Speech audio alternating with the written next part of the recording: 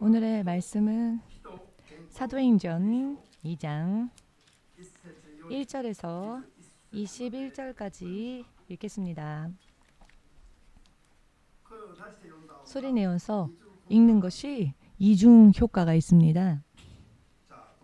소리 내어 읽겠습니다. 오순절 날이 이미 이름에 저희가 다 같이 한 곳에 모였더니 호련히 하늘로부터 급하고 강한 바람 같은 소리가 있어 저희 앉은 온 집에 가득하며 불의 혀같이 갈라지는 것이 저희에게 보여 각 사람 위에 임하여 있더니 저희가 다 성령의 충만함을 받고 성령이 말하게 하심을 따라 다른 방언으로 말하기를 시작하니라. 그때에 경건한 유대인이 천하 각국으로부터 와서 예루살렘에 우거하더니 이 소리가 나매 큰 무리가 모여 각각 자기의 방언으로 제자들의 말하는 것을 듣고 소동하여 다 놀라 기이 여겨 이르되 보라, 이 말하는 사람이 다 갈릴리 사람이 아니냐.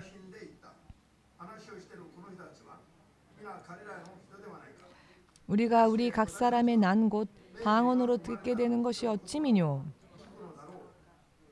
우리는 바데인과 메데인과 엘림인과 또 메소보다미아, 유대와 가바도기아, 본도와 아시아, 부르기아와 밤빌리아, 애굽과 및 구레네에 가까운 리비아, 여러 지방에 사는 사람들과 로마로부터 온 나그네 곧 유대인과 유대교에 들어온 사람들과 그레데인과 아라비아인들이라. 우리가 다 우리의 각 방언으로 하나님의 큰 일을 말함을 듣는도다 하고 다 놀라며 의혹하여 서로 가로되 이 어찌 일이냐 하며 또 어떤 이들은 조롱하여 가로되 저희가 새 술이 취하였다 하더라. 베드로가 11사도와 같이 서서 소리를 높여 가로되 유대인들과 예루살렘에 사는 모든 사람들아, 이 일을 너희로 알게 할 것이니 내 말에 귀를 기울이라. 내가 제3신이 너희 생각과 같이 이 사람들이 취한 것이 아니라. 이는 곧 선지자 요엘로 말씀하신 것이니 일러스되 하나님이 가라사대 말세 내가 내 영으로 모든 육체에게 부어주리니 너희의 자녀들은 예언할 것이요 너희의 젊은이들은 환상을 보고 너희의 늙은이들은 꿈을 꾸리라. 그때에 내가 내 영으로 내 남종과 여종들에게 부어주리니 저희가 예언할 것이요 또 내가 위로 하늘에서는 기사와 아래로 땅에서는 징조를 베풀리니 곧 피와 불과 연기로다. 주의 크고 영화로운 날이 이르기 전에 해가 변하여 어두워지고 달이 변하여 피가 되리라. 누구든지 주의 이름을 부르는 자는 구원을 얻으리라 하였느니라. 아멘. 주 되신 하나님, 오늘 2000년 전에 예루살렘의 성도들에게 주의 성령이 인류의 역사 속 처음으로 임하시고 주의 약속을 믿고 죄를 회개하며 기도했던 자들의 안에 주의 성령께서 임재해 주시고 함께 거하여 주시는 약속의 실현이 비로소 인류 역사 속에서 일어난 이 사건을 기념하여 오늘도 이 예배를 통하여서 주의 성령의 강림하심, 주의 성령과 또 그 역사심에 대하여서 올바른 믿음과 잘못되어진 지식 등등을 바르게 잡으며 주의 성령에 대한 틀림이 없는 또한 후회가 남지 않는 믿음을 온전히 만들어 나아갈 수 있도록 예배를 통하여서 도와주시옵소서. 성령에 대한 올바른 그리고 지금까지 일찍이 없었던 새로운 인식을 가지게 하시고 잘못 생각했었던 지식이 바르게 세워지고 운명이 바뀌어지는 예배가 될 수 있도록 마지막까지 도와주시옵소서. 예수 그리스도의 거룩하신 이름으로 기도하옵나이다. 아멘. 할렐루야. 성령께서 세상에 있는 하나님의 사람들 속에 내주해 주시게 된 이 사건이 방금 우리가 본문 말씀을 통해서 기록되어져 있음을 알 수 있습니다. 얼핏 그저 읽으면 그렇게 큰 일처럼 느껴지지 않을 수는 있을지 모르겠지만 실상은 이것은 인류 역사 속에서 획기적인 방법과 또 차원이 완전히 바뀌어진 사람의 지혜를 훨씬 초월한 사건입니다. 이런 놀라운 일이 일어났고 시간은 흐르고 이미 2000년이라는 세월이 흘렀는데 지금까지조차 세상에서 예수님의 이름을 부르는 사람들이, 믿는 사람들이 성령님과 성령님의 역사에 대하여서 그 의미를 잘 알고 있지 못합니다. 또한 오해하고 있는 부분들이 너무나도 많습니다. 이것은 진실로 탄식하며 슬퍼할 수밖에 없는 이야기인데요. 지금 2000년이나 시간이 흘렀는데 성령께서 강림 그리고 임하신 그 의의조차 모르고 있습니다. 모르니 바르게 구하지 못하죠. 형식뿐인 신앙생활이 얼마나 하나님의 관점으로부터 바라볼 때 헛된 것인지 성령님에 대하여서는 1년 내내 설교를 하여도 부족할 정도입니다. 물론 우리가 지금까지 함께 말씀을 나누면서 여러분들은 아셨겠지만 성령님에 대해서 이 1시간이라는 시간 동안 전부를 다 전할 수는 없습니다. 그러나 중요한 흐름과 중요한 핵심적인 부분에 대하여서 바르게 전하지 않으면은 깨닫지 못하니까요. 자, 그 핵심적인 부분들을 지금 이 시간 다시 또 여러분들에게 전하겠으니 여러분들도 또한 여러분들 만나는 사람들도 반드시 성령님을 알고 성령님과 더불어 함께 사는 신앙생활에 대하여서 온전히 가르쳐야 할 것입니다. 천지를 지으시고 사람을 지으시고 우리가 거하는 이 우주 만물이 하나님으로 인해 창조되어졌다는 것이 상상이 되어지십니까? 상상 안 되지요. 여러분들이 태어날 때부터 있었던 것들, 여러분들의 조상들이 태어났을 때에도 있었던 것들, 몇천 년 전에도 있었던 것들, 앞으로도 계속 이어질 것 같은 이 천지 만물은 하나님께서 말씀으로 지으셨습니다. 그리고 하나님께서 작정하신 때가 임하면 온 체질이 녹아 온데간데 없이 사라집니다. 있었으나 완전히 불타버려 사라져버리고 그 자리가 마치 구멍이 뚫린 것처럼 있었으나 온데간데 없어지는 그때가 온다고 베드로는 말씀하였죠. 그리고 온 우주가 체질이 녹아버린 바로 그곳에 하나님의 성 새 예루살렘이 하나님의 새 성 예루살렘이 임합니다. 그리고 그곳이야말로 우리가 영원히 들어가게 될 하나님의 나라인 것입니다. 이런 구체적인 것이 성경에는 기록되어져 있습니다. 만물이 지어지고 우리들을 또 거하게 하시기 위해서 세상을 지으셨습니다. 세상을 짓지 않으셨다면 사람이 있다 할지라도 공중에 떠 있을 수밖에 없었겠죠. 그래서 먼저 이 땅을 지으셨습니다. 창세기는 그것을 설명하고 있지요. 만물을 다 지으신 후에 6일째 되던 날 5일째까지는 온 만물을 지으시고 6일째가 되던 날 사람을 지으셨는데 이 사람만큼은 당신의 형상을 본떠 지으셨고 사람을 당신이 만든 세상에서 살게 하셨습니다. 그리고 7일째 되는 날에는 모든 일을 마치시고 사람을 지으심으로 6일째 되는 모든 날에 일을 마치시고 7일째 되는 날에는 하나님께서 안식에 들어가셨다. 쉬셨다. 이것은 창세기의 간단한 설명이지요. 그리고 하나님께서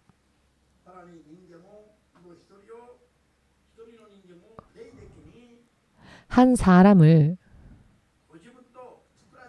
영적으로 당신께서 지으신 세상에 두신 것뿐만 아니라 당신과 함께 살게 하시기 위하여서 사람 안에 영을 불어넣으시고 영적 존재로서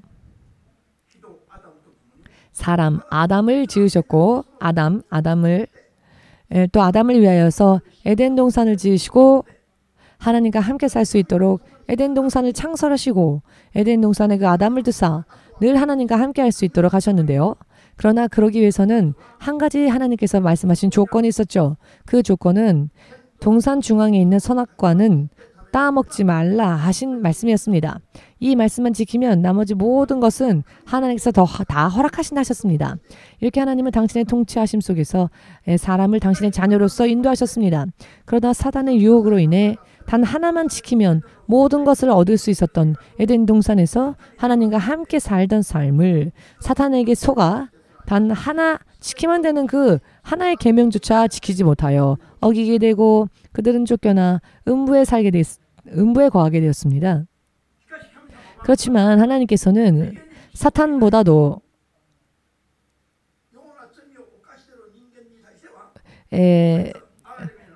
하나님은 사람에게는 특별히 긍휼을 베풀어 주셨고 다시 사람이 자기의 의지로서 하나님을 찾을 때 하나님을 구하고 하나님을 찾을 때 하나님은 그들이 다시 하나님의 자녀로 돌아올 수 있도록 계획하셨습니다. 사람에게 죄인이 되어버린 사람에게 하나님이 당신을 드러내시기 시작하셨습니다. 또 이 일을 위하여서 구체적으로 이스라엘이라 하는 먼저 가장 적은 무리 이 민족을 하나님의 백성으로 먼저 택하시고 그리고 저들이 하나님의 말씀을 지킴으로써 하나님께 돌아가고 하나님의 통치 안에 살 수 있게 된다는 것을 주께서 약속해 주셨고 세상에 드러내셨죠. 그들은 율법이라는 계명을 지키라고 주께서 말씀하셨습니다. 율법이라는 계명을 지키라. 택함받은 백성들이 율법을 지키면서 생활을 살았습니다. 그러나 저들은 아무리 지키려고 하여도 또 어딘가에서 범죄하고 사람들은 결국 자신들의 능력과 지혜와 노력으로는 율법을 완성할 수 없다는 것 그래서 율법을 완성함으로 하나님께 돌아갈 수 없다는 것을 최종적으로 사람은 알게 되었죠. 그리고 사람들이 죄인에 지나지 않는다는 것을 율법을 통해서 사람들은 알게 됩니다. 하나님 없이는 살 수 없다는 것을 율법을 통해 알게 되었다는 것입니다. 율법의 역할은 이스라엘 민족에게 세상에 있는 사람들에게 자기 모습을 거울에 비춰보면 자기 얼굴에 무언가가 묻어있는지 더러운 게 없는지 알 수 있지 않습니까? 그런데 마치 이와 같은 역할이 율법이 한다는 것입니다. 율법 그 자체는 불완전하지 않습니다. 성경은 율법에 대하여서 알기 쉽게 설명해 주셨는데요. 야고보서 1장 25절부터 보시면은 자유를 허락하는 완전한 율법이라고 율법에 대해서 말씀하십니다. 자, 율법을 지키면은 사탄의 손아귀에서 자유로워질 수 있는 은혜가 주어지는데요. 지키면 말입니다. 그러나 사도행전 7장 28절을 보시면은 신의 산 위에서 모세를 통하여 하나님께서 율법을 주셨는데 그 율법은 생명의 말, 생명의 길이다라고 기록되어져 있죠. 율법은 불완전한 것이 아니라 율법 그 자체는 그 율법을 바르게 받아 행동하면 생명을 얻게 하시는 말씀이라는 것입니다. 모든 결박에서 자유롭게 하는 것이라는 것입니다. 아멘 되십니까? 그런데 사람들에게 지키라고 율법을 주셨으나 이 모든 것을 다 지킬 수 있는 사람이 없었다는 겁니다. 만일 지킬 수 있는 사람이 히도리 한 명이라도 있다면은 범죄하기 전의 모습으로 돌아갈 수 있는데 사람은 그거는 누구도 예전에 자신의 모습으로는 노력으로는 할 수 없다는 것을 결과적으로 알게 되지요. 그래서 사람에게는 구세주가 필요하다라는 것이 사람들에게 계시되어집니다. 율법을 지켜보다 보면은 압니다. 우리의 노력으로는 다 지킬 수 없다는 것을. 그렇기 때문에 우리들에게는 구세주가 필요하다는 것을 알게 되는 것입니다. 율법을 성실하게 지켜본 사람은 구세주를 사모할 수밖에 없습니다. 왜냐하면은 이 모든 율법을 사람의 힘으로는 온전히 다 지킬 수가 없으며 다시 하나님께로 돌아갈 수 있는 힘이 사람에게는 없다는 것이 보이게 되기 때문입니다. 그래서 하나님께서는 사람들이 어떠한 죄를 범했는지에 대해서 죄의식을 갖게 하시고 그리고 구세주를 사모하게 만드셨고 율법을 지킬 수 있는 오직 한 분이신 메시아 구세주가 이 땅에 임하시도록 하셨다는 것입니다. 바로 이분의 이름이 무엇입니까? 잘 배우셨네요. 예수님의 말로 바로 그분입니다. 예수님이 오셔서 사람들이 지킬 수 없었던 그 율법을 십자가 위에서 완성해 주셨습니다. 할렐루야. 그리하여 사람을 위해 대신 죽으시고 부활을 이루시고 당신에게는 죄가 없다는 것 그리고 또한 다른 이들의 죄를 사하시고 대속하셨다는 것을 보란 듯이 증명해 주셨죠. 그것이 무엇입니까? 예수님의 부활입니다. 예수님께 만일 결함이나 범죄함이 있었다면 할 수 없었을 것입니다. 죄가 없는 분이 스스로 죽으시고 스스로 어떤 멋진 모습을 보이기 위해서 이 땅에 오신 것이라면 아예 처음부터 십자가 위에서 고통받으실 이유가 없죠. 왜냐하면 당신에겐 죄가 없는데 왜 십자가에서 고통을 받아야 합니까? 그런 일을 하실 리가 없으시겠죠. 설령 사람이라도 그럴 겁니다. 하물며 하나님께서 이런 어리석은 일을 하실 리가 없지요. 예수님은 당신 안에는 죄가 없음을 보여주셨는데 어찌하여 죄 없는 분이 피를 흘리시며 십자가에 못 박히지 않으면 안 되었는가? 그것은 바로 우리들을 구하기 위함이었다라는 것입니다. 아멘 되십니까? 이렇게 부활함으로 일석이조의 효과가 성과가 이루어진 것이죠. 하나는 예수님 안에는 죄가 없다는 것. 그리고 죄가 없는 사람은 죽음의 세력이 그 죄 없는 자를 결박할 수 없다는 것이 증명되어졌습니다. 자, 그런데 예수께서 왜 저런 고통스러운 죽음을 당하셨는가? 죄가 없으신 분인데 그 이유는 온 세상의 모든 사람들의 죄를 대신 담당하셔서 대속하심으로 인해 사람들이 죄를 대속해 주신 예수님을 영접하면 예수께서 여신 이 길 그리고 하나님 나라로 온전히 갈 수 있게 된다는 것을 증명해 주신 사건이 예수님의 죽으심과 부활하심이지요. 예수께서 오신 것은 사람이 스스로의 힘으로는 구원에 이를 수 있는 길을 찾을 수 없기 때문에 이 문을 열 수가 없기 때문에 예수께서 구원주로서 도우시기 위하여 오셨다는 것입니다. 인정할 수 있으십니까? 문제는 예수님께서 구세주가 되어 주셨는데 먼저 예수님께 3년 반 동안이나 함께 있었던 사람들이 부활주 예수님을 만났음에도 불구하고 믿음이 예전으로 다시 돌아갔지요. 본 순간만 할렐루야 예수께서 다시 살아나셨다라고 외칠 뿐이지 다시 현실적인 생활로 돌아가면 예전 예수님 만나기 이전에 생업으로 돌아갔다는 것입니다. 자, 이것을 어떻게 해야 할까요? 부활하신 예수님 그리하여 우리 또한 부활하신 예수님의 길을 쫓아가면 우리도 부활에 참여할 수 있다는 것을 확인했음에도 불구하고 그럼에도 불구하고 현실적 생활은 어떠했습니까? 주께서 부활하셨다라고 말하면서도 주님께서 잠시 눈을 돌리시면 예전 생업으로 돌아가는 겁니다. 복음을 전하기 위하여서 가는 것이 아니라 다시 생업으로 돌아가는 겁니다. 과연 이와 같은 믿음으로 천국까지 무사히 들어갈 수 있을까요? 그럴 리 없겠죠.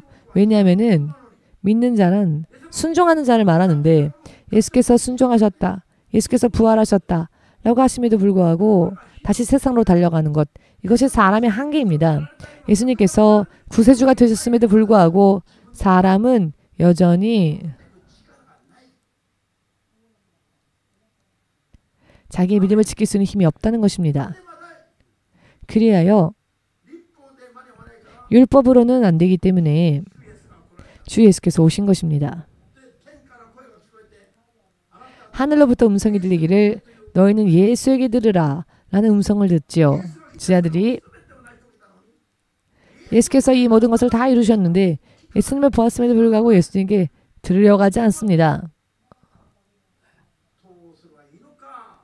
어찌해야 할까요? 방법은 하나밖에 없습니다. 예수님에 대하여서 알고 계신 분 예수님에 대하여서 간증할 수 있는 사람이 와서 우리를 돕지 않으면 안 된다는 것. 아멘 되십니까? 그리고 예수께서 여신길 예수의 이름만으로도 구원에 이를 수 있는 길이 열려졌음에도 불구하고 예수님만으로는 부족하다. 그래서 성령님이 오신 게 아닙니다. 오해해서는 안 됩니다. 예수께서는 모든 것을 완성시키셨습니다. 구원의 길을 충분히 넘치도록 완성하셨습니다. 다만 그것을 전혀 모르는 크리스찬들, 흥미도 가지고 있지 않은 크리스찬들,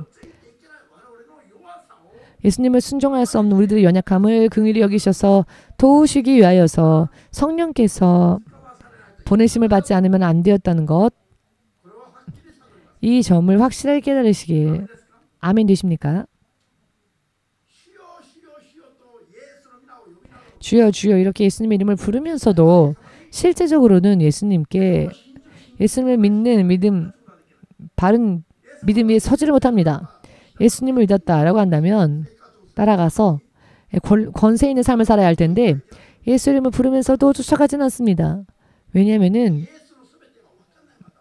아직 예수님에 대해서 모르고 있기 때문에 그렇습니다. 자, 모르다면은 우리가 구해야 하지 않겠습니까? 예수님을 알기 위해서. 그런데 크리스천이 되었음에도 불구하고 구하지를 않습니다. 예수께서 어떤 분인지를 모르니까 그렇습니다. 하나님께서 말씀하시길 세상 지혜로는, 자신들의 힘으로는, 사람의 힘으로는, 세상의 지혜로는 하나님을 알 수가 없답니다. 그래서 하나님께서 스스로를 드러내시고 스스로를 전도하시지 않으면 안 되는 것입니다. 하나님의 은혜 안에서, 빛이심의 은혜 안에서 예수님을 믿고 싶고자 하는 마음이 들었다 할지라도 계속적으로 하나님에 대해서는 모른다는 겁니다. 만일 계속 하나님께서 어떤 분이신지 하나에서 열까지 다 알게 된다면은 너는 쫓아오지 마 해도 쫓아가겠죠. 교회 가면 죽인다 라는 말을 듣더라도 죽이려면 죽여라. 나는 예배에 갈 것이다. 그렇게 되겠죠. 그런데 이런 흔들림 없는 믿음 위에 서야 합니다. 그럼에도 불구하고 예수님의 이름을 부르면서도 무슨 일만 생기면 금세 주저앉아 버리는 것은 아직 예수님의 이름에 대해서 완전히 잘 모르고 있기 때문에 그렇습니다. 예수님의 이름을 그러나 세상 사람들이 알 리가 없습니다. 세상 사람들은 하나님을 알 수 있는 지식과 지식이 조금도 없기 때문에 일방적으로 하나님은 당신의 그 은혜를 주셨습니다.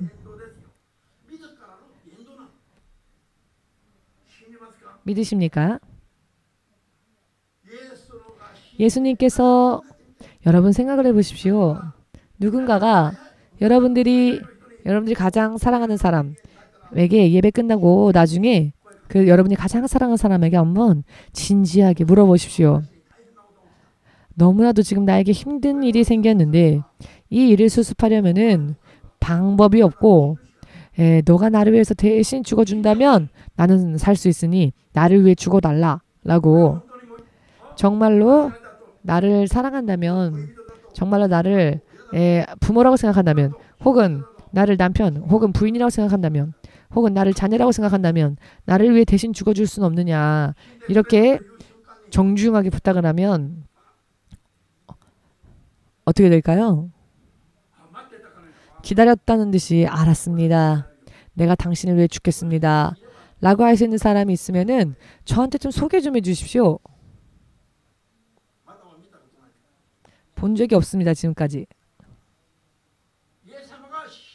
예수님께서 십자가 위에서 죽으시고 슬픔 속에서 세상을 떠나신 것이 아니라 예수님은 부활하시고 3일 후에 세상에 당신을 드러내셨고 사후에도 사람의 인생이 있다는 것을 증명해 주셨습니다.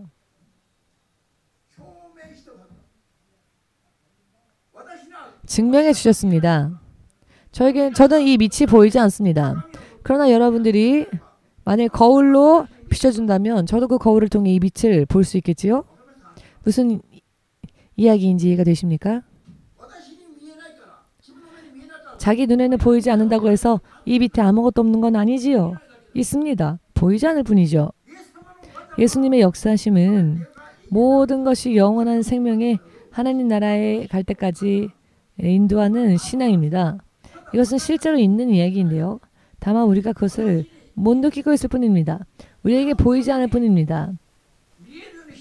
그런데 보이지 않았던 것을 보일 수 있게 만들어주신, 이쪽도 볼 수 있고 저쪽도 볼 수 있고 보이지 않는 이 눈으로도 볼 수 있도록 완전히 존재하는 것을 향해 볼 수 있도록 해주신 분이 성령님이십니다.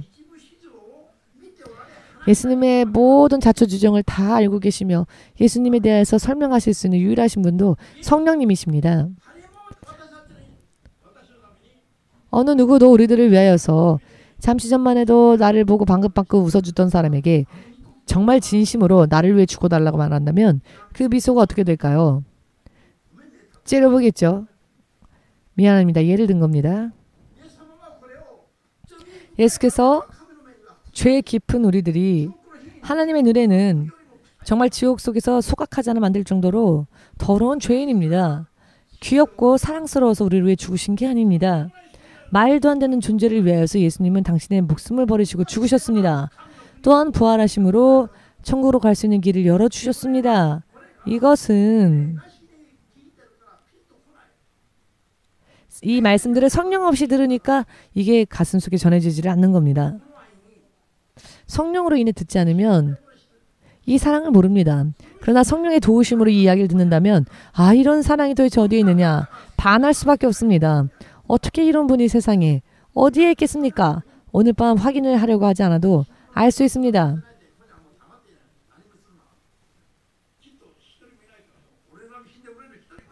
자, 나를 위해 죽어줄 자는 한 명도 없습니다.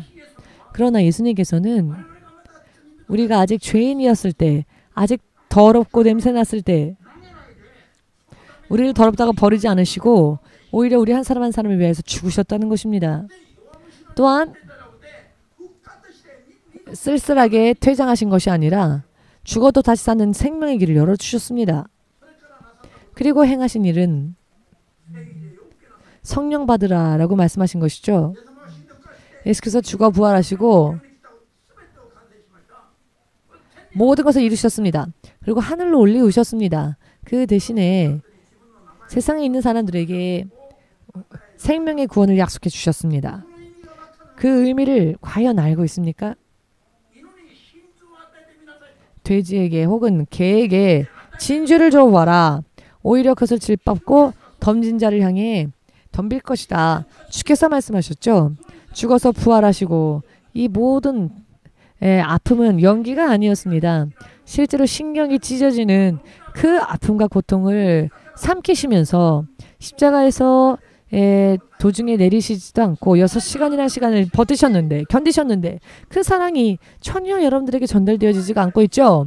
그 사랑이 10,000분의 1이라도 우리에게 전해져 온다면 예수님 앞에 목숨 걸고 올 것입니다.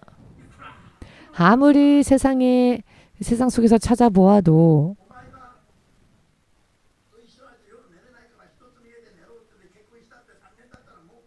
예를 들어서 사랑하는 사람이 함께하고 싶어서 결혼해도요. 3년 지나면은요. 전혀 사랑도요. 예전만 같지 못하죠. 결혼하지 않은 분들 환상 깨는 소리를 내서 미안합니다. 그러나 사람의 사랑은 그렇게 식지만 3년이 지나도 예수님과 같은 분은 없습니다. 아직 경험하지 못한 그 미지의 세계에 무언가가 있을 것 같죠? 세상을 다 알고 나면 세상은 허무하며 의지할 만한 곳 없으며 우리를 구해줄 자도 세상에는 없다는 것을 알게 될 것입니다. 빨리 그것을 알아야 합니다. 그것을 깨달은 자는 정말 복된 자입니다. 80세가 되어도 모르는 자는 정말로 깊이 슬퍼해야 할 이야기입니다. 왜냐하면은 전부 알게 되면 세상에 있는 것들이 다 허무하다는 것을 알게 됐기 때문입니다. 몰라서 구해받는 것이죠. 그러나 예수님은 우리가 태어나기 전부터 2000년 전에 이미 이 사랑도 지혜도 지식도 영원한 생명도 온전히 당신의 생명을 버리시고 약속해 주시고 예비하시기 위하여서 이 모든 것들을 완성하시고 하늘로 올리우셨습니다. 이와 같이 사람의 지혜를 뛰어넘는 이야기들은 세상에 없습니다. 이 사실이 실제로 존재하는데 세상에 흑백 관계없이 사람이라면 누구라도 회개하여 불신의 죄를 회개하고 예수님 믿습니다 라고 고백하면 예수님의 자녀가 될 자격이 주어집니다. 그런데 이렇게 될 수 있다는 것을 깨닫는 자가 없습니다. 설령 전도를 받음으로써 깨닫고 한번 믿어볼까 하고 생각하여 믿음에 들어갔다 할지라도 육신의 생활인 채로 계속 있을 뿐이지 마치 종교 중 하나를 택한 것과 같은 레벨로 머물러 있는 교회. 이대로라면 그대로라면 하나님의 통치하심 속으로 돌아가서 하나님께 충종하는 삶이 그런 믿음이 되지를 못합니다. 이와 같은 모든 것을 다 아시는 예수께서 예수님 모든 것을 다 완성시키신 후 하늘로 올리우셨으나 대신 이 땅에 다시 그 육신을 입고 오시는 그 순간까지는 세상에서 크리스천이 된 사람들을 성령께서 보호하시도록 성령의 양육을 받도록 하나님의 영, 진리의 영을 성령님을 우리에게 보내주시겠노라고 약속하셨죠. 오직 성령님만이 우리가 예수님의 이름에 대한 올바른 지식을 가질 수 있도록 깨닫게 하시고 교육하시는 유일한 권위이며 지식이며 이 모든 것을 다 가지신 분이십니다. 예수님의 이름이 부족해서가 아니라 완성하신 분이시지만 우리가 이것을 모르는 거죠. 그게 문제입니다. 설령 깨달았다 할지라도 이 내가 깨달은 것을 믿음으로 지켜나갈 수 있는 힘이 없죠. 그래서 설령 열심히 나를 위해 기도해주고 예수를 소개한 자가 있어서 내가 이 마음으로 예수님을 믿고자 결심이 들었다 할지라도 그러나 이렇게 크리스천으로 거듭 태어났어도 그 상태만으로는 고아와 같습니다. 그렇기 때문에 어떻게 하면 하나님의 자녀로 갈 수 있을지를 모릅니다. 설령 조금 누지쳤다 할지라도 그렇게 살 수 있는 능력이 성령님의 도우심 없이는 없습니다. 그렇기 때문에 성령 없는 크리스찬들을 예수님께서 요한복음 16장 10의 말씀을 통해 고아라 하셨습니다. 영적인 고아. 성령이 임하지 않은 크리스찬들을 영적인 고아라 하셨습니다. 그렇기 때문에 고아는 부모가 존재하지요. 그러나 부모가 있음으로 태어났지만 그 부모에 대해서 모릅니다. 부모의 성격도 모르고 부모가 어떠한 집안인지도 모르고 가문도 모르며 부모로부터 받을 수 있는 재산도 모르죠. 왜냐? 고아니까요. 있음은 확실한데 함께하지를 않죠. 부모와 자녀가 함께하지 않으니 고아가 되는 겁니다. 이와 같이 크리스천이 되었음에도 불구하고 하나님과 아무런 교제를 맺지 않은 자는 하나님의 힘으로 살 수 있으리라고 생각해서는 안 됩니다. 그렇기 때문에 우리를 고아와 같이 버려두지 않으시기 위해서 당신의 성령을 보내시고 하나님의 자녀답게 살 수 있도록 지키시고 보호하시고 도우시겠노라 하늘 올리시기 전에 예수께서 약속해 주셨습니다. 그 성령을 받고자 원한다면은 어디도 가지 말고 아무것도 하지 말고 먼저 성령을 받을 때까지 기도하라 라고 가르쳐 주셨는데 그것이 바로 지금 읽은 사도행전 1장 4절의 내용이지요. 이 성령님을 우리가 받게 되면 성령님으로 인해 권세도 받을 수 있으며 하나님의 능력도 임할 것이다 라고 하셨고 하나님의 권세와 능력을 가지고 하나님의 자녀로서 살 수 있는 준비가 되어졌다면 나중에는 어디라도 가라. 누구에게라도 전하라. 무엇을? 예수께서 죽고 부활하신 사실을. 그리고 이분이 바로 우리들의 구세주를 하시는 것, 세상에 오신 하나님의 형상이라는 것을 부디 전하십시오. 주께서 저에게 남기신 마지막 유언입니다. 아멘 되십니까? 오늘 베드로가 주의 이름을 부르는 자는 모두 구원받는다 라고 세상 사람들 앞에서 멋지게 설교한 것도 이 베드로가요. 예수께서 십자가에 못 박히실 때에 예수님을 저주하며 부인하고 도망갔던 자 아니었습니까? 부활하신 예수님을 보고 난 뒤에는 깜짝 놀라서 예수께서 부활하신 것을 보고 고백했지요. 그러나 다시 또 그 생활은 생업으로 돌아갔습니다. 성령을 받기 전에는 말도 안 되는 사람이었죠. 마음만 뜨거울 뿐이지 그것을 지켜나갈 수 있는 힘이 없었죠. 그래서 언제나 육의 생각에 떠내려갈 뿐이었습니다. 이런 사람들이 오늘 열흘 동안 주께서 성령을 보내주시기를 기도했지요. 성령께서 자신들 안에 내주하시고 하나님의 권세와 능력이 임하면 이제는 도망가지 않습니다. 온 세상에서 모여온 유대인들 디아스포라, 해외 동포들, 유대의 해외 동포들, 해외에서 살고 있는 동포들을 디아스포라라고 하는데요. 세계 여러 많은 나라에서부터 많은 사람들이 찾아왔다가 이 사건이 일어났을 때 그것을 봅니다. 그리고 성령의 능력을 받은 베드로가 방언으로 기도하였죠. 이 광경을 본 사람들이 모두가 이상하게 생각하여 수근거립니다. 이 광경을 보았을 때 어떤 사람이 말하기를 경험이 없으니까 아침부터 술에 취한 게 아니냐라고, 술 취해서 중얼거리는 말이라고 생각했죠. 방언을 모르니까요. 히브리어도 아니며 아람어도 아닌데 이상한 언어로 말을 하니까 술 취한 사람이 술 먹고 이상한 소리를 하는 거다라고 생각한 것이죠. 그래서 그 광경을 비웃는 자들도 있었습니다. 그러나 어떤 사람들은 과연 이게 무슨 일인가?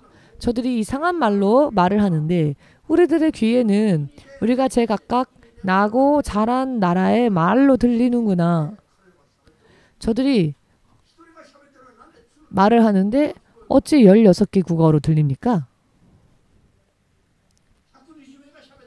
120명이 한꺼번에 말하고 있는데 어떻게 이것을 잘 분별하여서 자기 나라 말을 이렇게 합니까? 라고 간증합니까?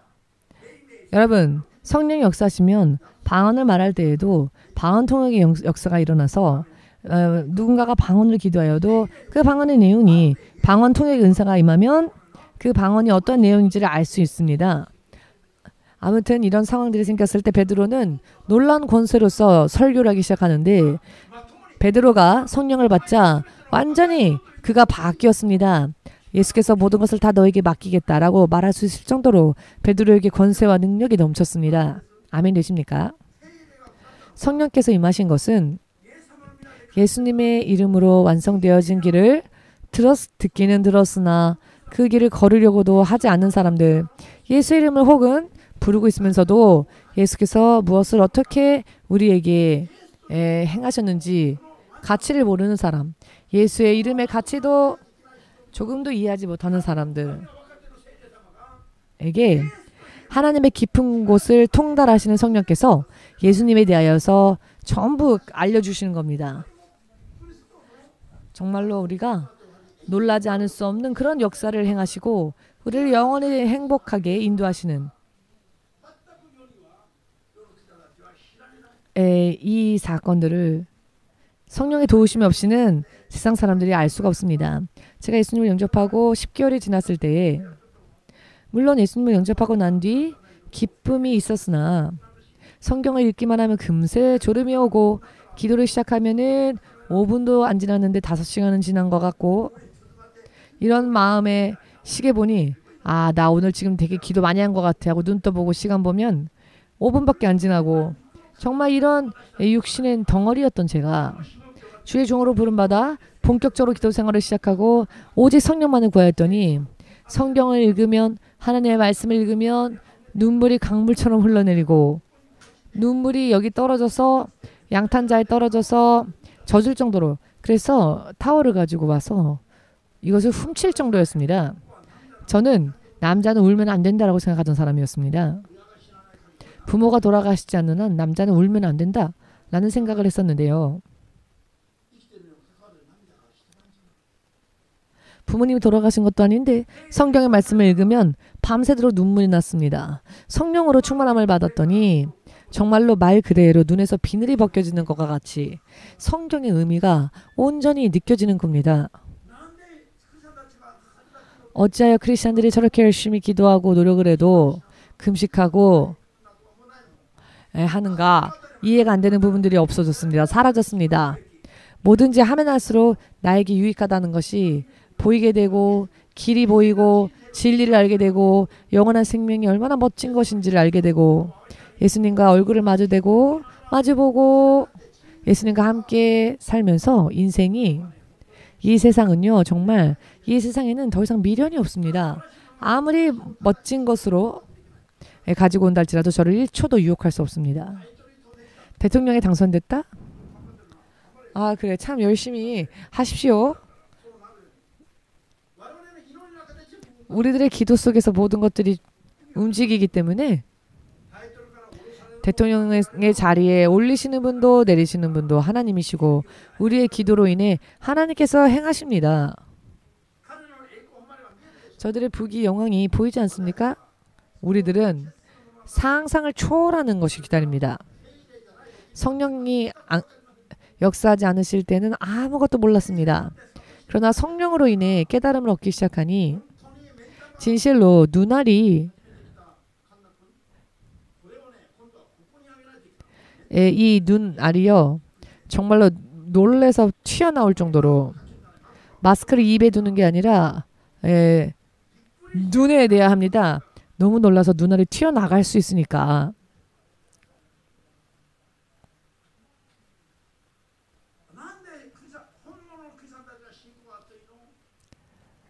진정한 크리스천들의 신앙은 왜 뜨거운 걸까요?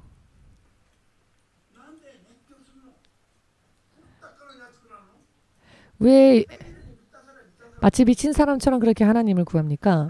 성령의 충만함을 받으면 받을수록 더욱더 알게 되기 때문입니다. 사람 속에는 오직 갈급함밖에 없다는 것. 그저 지음받은 피조물이 하나님의 자녀가 되고 그 나라에서 왕과 같이 된다니. 심장이 폭발할 정도죠. 심장 마사지 같은 것을 교회에 좀 두어야 되겠습니다. 모두가 놀라서 심장이 멈추면 안 되니까. 성령을 받지 않으면 안 되는 것이 왜 중요한지 바로 여기에 있습니다. 성령을 받을 때 비로소 영의 눈이 열리고 영의 귀가 뜨이며 깨달음이 임하고 설령 육신의 생명을 빼앗기는 순교가 기다리고 있다 할지라도 가져가려면 가져가라. 나는 훨씬 더 좋은 것이 나를 기다리고 있다. 이 낡은 옷을 벗어버리고 나는 더 좋은 새 옷을 입을 것이다. 왜냐하면 이것이 성령으로 인해 보이게 되기 때문입니다. 성령이 없는 크리스찬, 성령이 임하지 않으시는 크리스찬은 로마서 8장 9절 말씀을 보시면은 그리스도의 영, 성령이 없는 자는 주께 속하지 않은 자, 그리스도에게 속하지 않은 자라 하셨습니다. 그리스도의 영으로, 성령으로 육의 정욕을 잘라내지 않는 자는 죽는다고 했습니다. 하나님으로부터 하나님께서 내치신다 하셨습니다. 주의 성령으로서 육체의 소욕과 정욕을 버리는 자는 영원히 사는 길을 얻으리라 하셨습니다. 예수님의 성령의 인도하심을 받으며 사는 사람이 바로 하나님의 자녀이다. 하나님의 사람이다라고 설명하고 있습니다. 하나님의 사람이란 어떠한 사람인 것인지를 설명하고 계시는데요. 그리스도의 성령께 인도하심을 받는 자가 하나님의 자녀인 것이다. 하나님의 사람인 것이다 라고. 자, 주의 이름을 부르면서도 성령의 인도하심을 받지 못하며 자기 나름대로의 기준으로 사는 크리스찬이라면 그들은 하나님의 자녀라 할 수 없습니다. 결과적으로. 아멘 되십니까? 그리스도의 성령으로 인해 우리는 비로소 하나님을 아바 아버지라고 비로소 부를 수 있게 되며 친밀하게 하나님을 부를 수 있게 됩니다. 이 친밀한 표현이 아바 아버지라는 표현입니다. 아바 마마가 아닙니다. 아바 마마 하면 뭔가 거리가 느껴지지 않습니까? 아빠.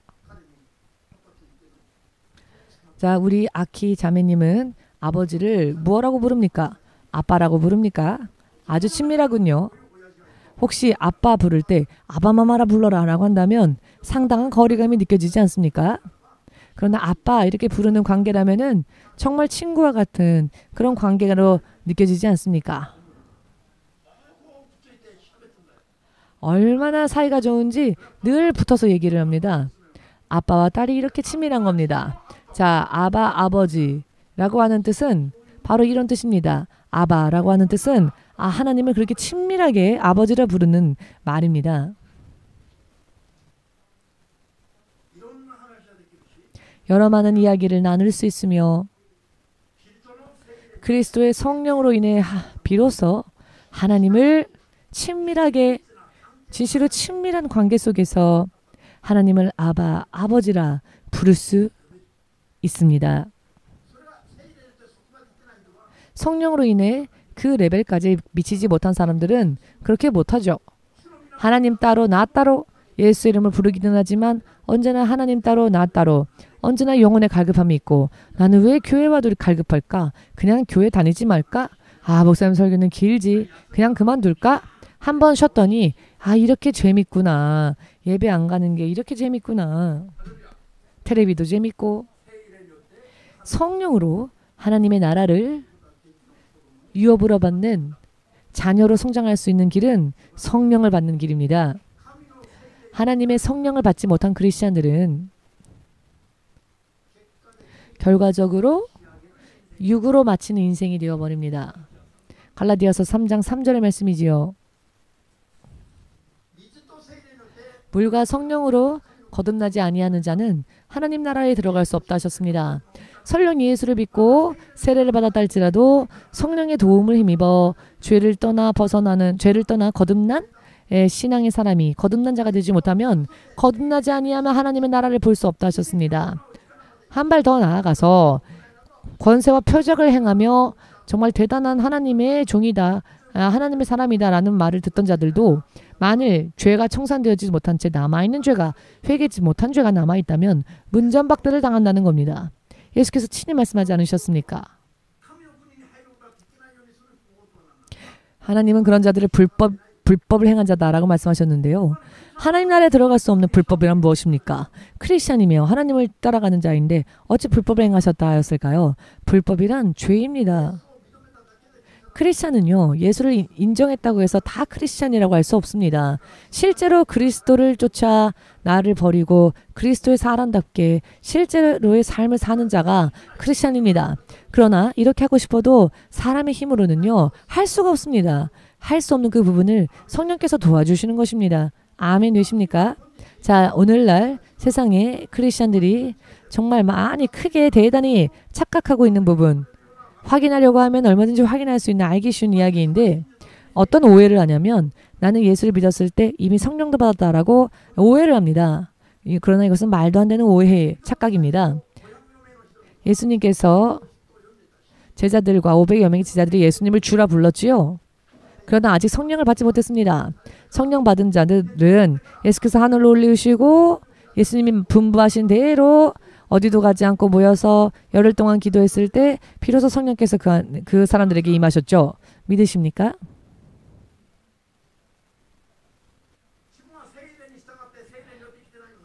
자기는 성령을 쫓아 살지 않는데 죄를 떠나지 않았는데 예수를 믿기는 했으니까 어떤 일을 하더라도 천국 못 가는 그런 죄는 되지 않는다 라고 생각하는 것은 착각일 뿐입니다. 성령의 능력으로 권세와 이적을 행한 자들이 나는 대단한 하나님의 사람들이다라고 생각하지만 그러나 저들조차도 범죄함을 회개하지 않는다면 잘못된 삶이며 천국에서 문전박대를 당한다는 겁니다. 사도행전을 보시면은 바울 일행이 에베소에 갔을 때 믿는 자들을 만났는데 바울은 그들에게 질문합니다. 너희가 예수님을 믿었을 때 성령을 받았느냐? 라고 물어보니 저들이 말하기를 성령이 있는지도 몰랐다. 우리는 그런 말을 들은 적도 없다. 라고 말합니다. 이름뿐인 크리스찬이었던 겁니다. 바울 일행이 그들에게 기도하여 안수하였더니 비로소 에베소의 신자들에게도 성령이 임하여서 그들 안에서도 방언을 말하며 성령으로 하나님을 찬양하는 자들이 나타났습니다. 성령에 대한 인식과 지식이 너무 없습니다. 사람들이. 성령은 예수께서 하늘로 올리우신 후에 우리에게 보내심 받은 하나님의 영이시고 진리의 영이시고 성령의 영이신데 예수님께서 어디도 가지 말고 성령 받기까지 기도하라 라는 명령을 500명이 들었지만 막상 성령이 임한 자들은 120명이었죠. 나머지 380명은 예수님의 말씀을 들었음에도 불구하고 자기 집으로 돌아갔다는 겁니다. 그런 자들에게도 성령님이 과연 임했을까요? 오늘날도 마찬가지입니다. 성령님에 대해서 바르게 알고 죄를 회개하고 믿음으로 성령을 구하는 자들에게 성령께서는 임하십니다. 예수를 믿겠다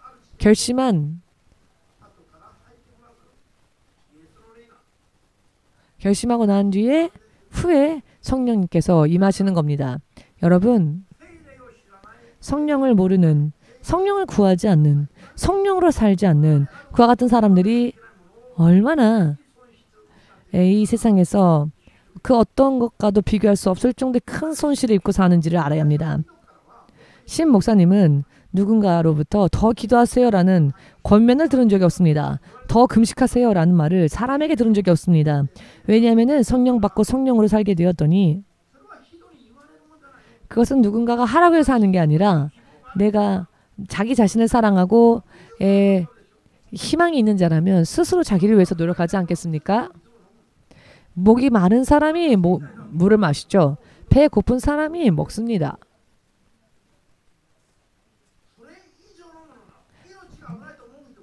생명이 위험하다라고 생각하는 사람은 여러분 생명이 위독한데 가족들이 죽어 라고 말을 하면은 죽겠습니까? 오히려 너가 죽어라라고 하겠죠. 이런 흉내 내지 마십시오. 그냥 예를 들어서 드린 말씀입니다. 생명 보기를 원한다면은 생명을 위험할 때 생명을 위해서 무엇이든지 하겠다라는 마음이 자기에게 있지 않겠습니까? 누가 권하지 않으면은 생명을 찾고 싶어라고 생각하지 않는 사람은 없겠죠? 성령을 받고 성령의 능력으로 충만함을 받아 성경을 알게 되고 예수님을 알게 되면 영원한 것을 볼 수 있게 되면 어떠한 일이건 스스로 최선을 다하여서 후회가 남지 않도록 열심히 해야 합니다. 그렇게 하지 못한다는 것은 아직도 육의 생각에 아직도 충만하다는 것이죠. 그만큼 성령을 구하지 못한다는 것입니다. 할렐루야. 성령을 구하지 않은 결과입니다. 성령을 끝까지 구하면은 예수님에 가까운 곳까지 성장할 수 있습니다.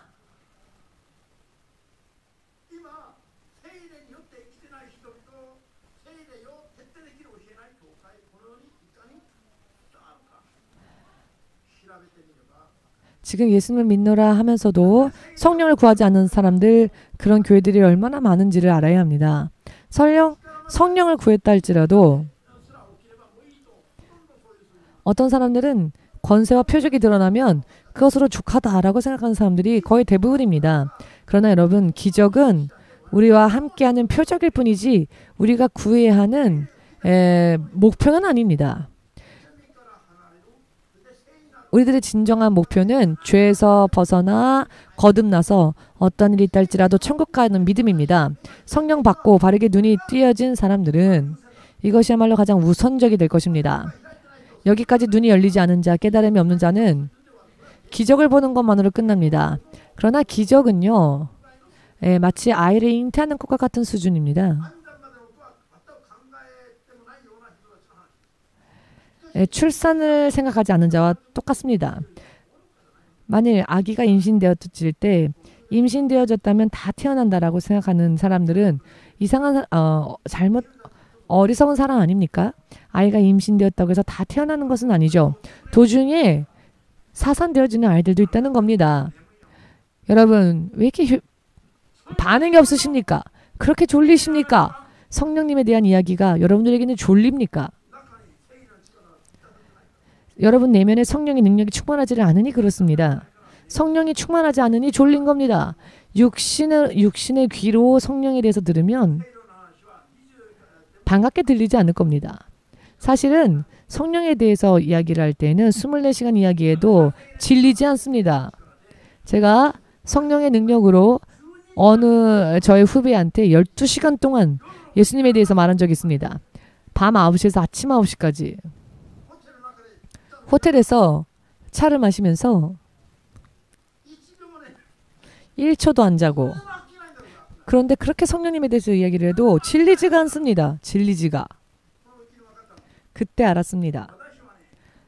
저는 23년 동안 공부를 했습니다. 그렇지만 저는 단 하루도 철야에서 공부한 적이 없습니다. 그런데 아침 9시까지 철야를 해도 눈이 번쩍 뜨인 채로 졸리지도 않고 하나님에 대해서, 예수님에 대해서, 성령님에 대해서 말을 하는데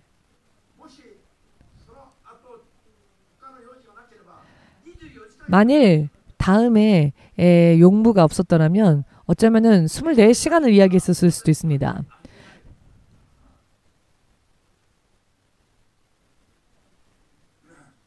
성령 없는 믿음은 우리들에게는 있을 수 없는 것입니다.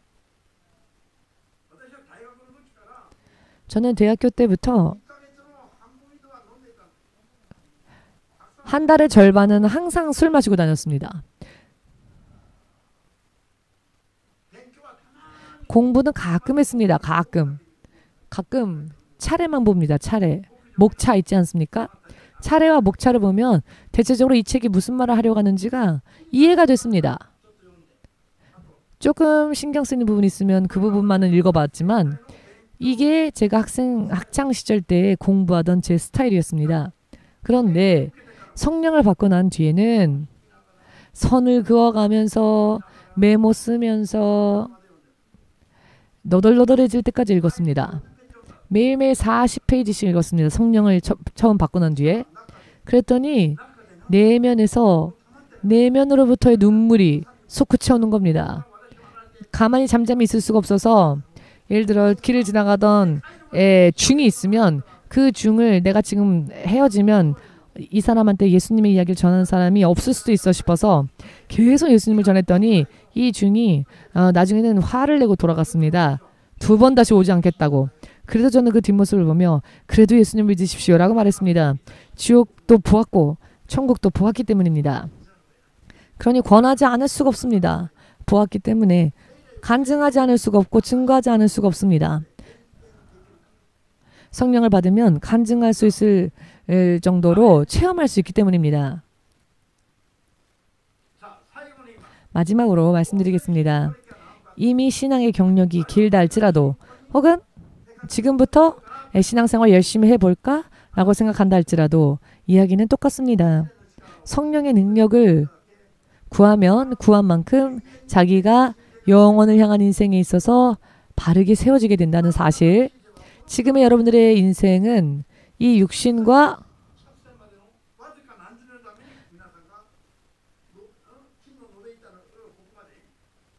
육신을 입고 사는 인생은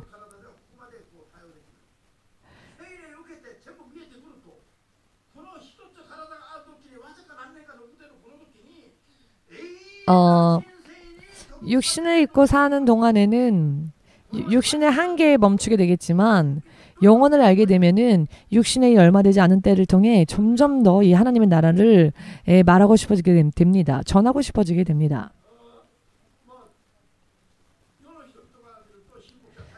세상 사람들이 볼 때는 신 목사님이 대단한 사람처럼 느껴지지 않을 수 있겠지만은 저는 그러나 하나님 앞에서 제가 받을 면류관이 많다고 생각합니다. 알고 있기 때문에 저는 기도합니다.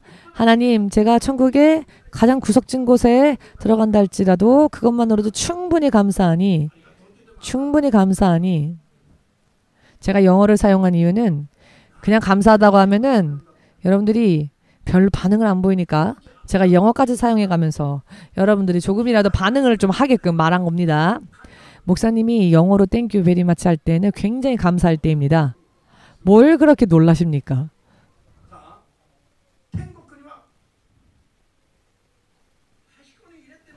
천국은 가장 구석진 곳으로 가게 된다 할지라도 그것으로도 충분하니 대만족이니 제가 주님 앞에서 이런저런 하나님의 일을 함으로써 받게 될 면류관이 있을 터인데 그 면류관을 천국을 모르는 많은 사람들에게 한 명이라도 더 많이 천국으로 인도하고 싶기 때문에 제가 받을 면류관을 미리 가불해 주십시오 라는 말을 합니다.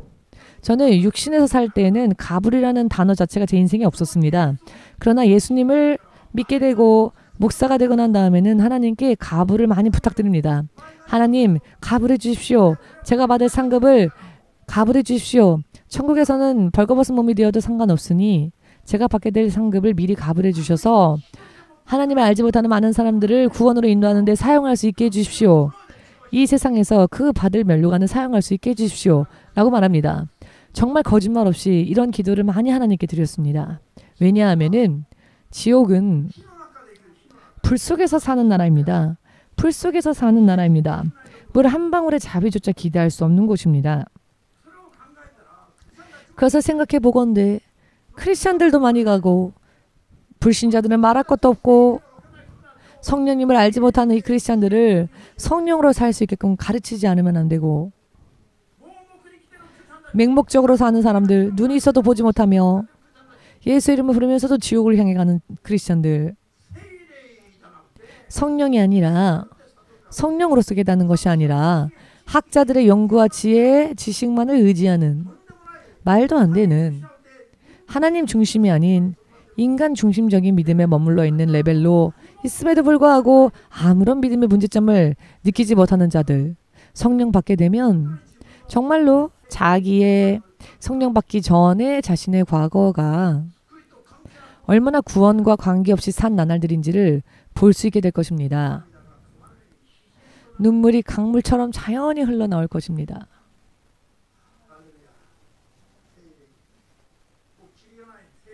성령님에 대해서는 한이 없습니다. 시간이 되었으니 오늘의 말씀은 마치겠습니다마는 오늘부터 반드시 이렇게 기도하십시오. 성령의 능력에 내가 완전히 충만해질 수 있도록 예수님의 지혜, 예수님의 마음, 예수님의 기분, 예수님의 사랑, 예수님의 권세, 예수님의 능력이 내 안에 충만해져서 이 세상을 살면서도 마치 하나님의 정권 대사인 것처럼 모든 선한 것을 가지고 세상에서 사는 것처럼 사람들에게 점점 더 하나에서 열까지 확실히 예수님에 대해서 설명할 수 있는, 또 가족을 구하고 내 아는 지인들을 구하고 땅끝까지 나아가서 하나님을 알지 못하는 자들을 구하고 내가 열심을 내면 지옥 가는 자들을 구할 수 있다라는 이런 열심을 마음속에 품으시고 진짜 크리스찬으로서 사람으로 태어났다면은 스스로 이 길만큼은 목숨 걸고, 여러분 육신의 목숨은 옷을 벗어버리는 것과 같습니다. 낡은 옷을 벗어버리는 것처럼 육신의 생명은 그렇습니다. 아멘 되십니까? 어떠한 일이 있다 할지라도 세상에서 실족하지 마시고 코로나를 지나가면서 다 보지 않았습니까?